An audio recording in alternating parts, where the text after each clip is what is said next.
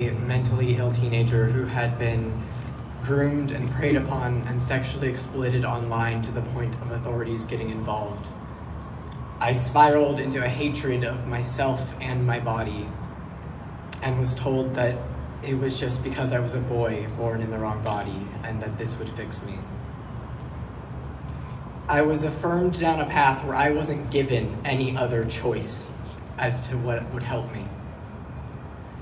The very first medical intervention I ever had was a double mastectomy at 16. And then a few months later, I was put on testosterone.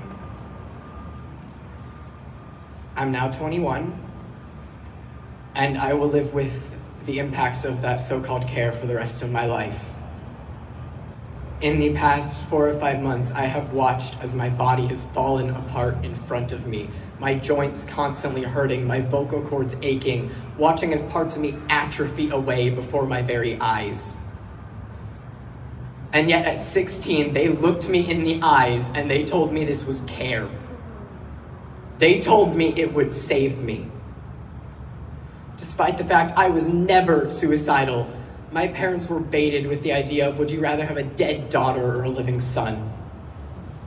Bullied into going along with it, their biggest crime being trusting those who they thought took an oath to do no harm.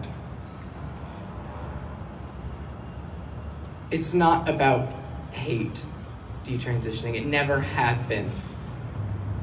It's about keeping kids whole. I've worked with children. I've seen them explore the world, and I've seen that magic that they have.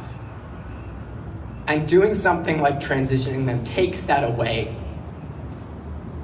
How can you look me in the eyes and tell me that a child can consent to being changed to an experimental medical industry before they're even old enough to drive or understand the impacts of what that means in the first place? That's right. That's right. Kids deserve to be kids. They deserve to get to explore the world as a safe and loving place.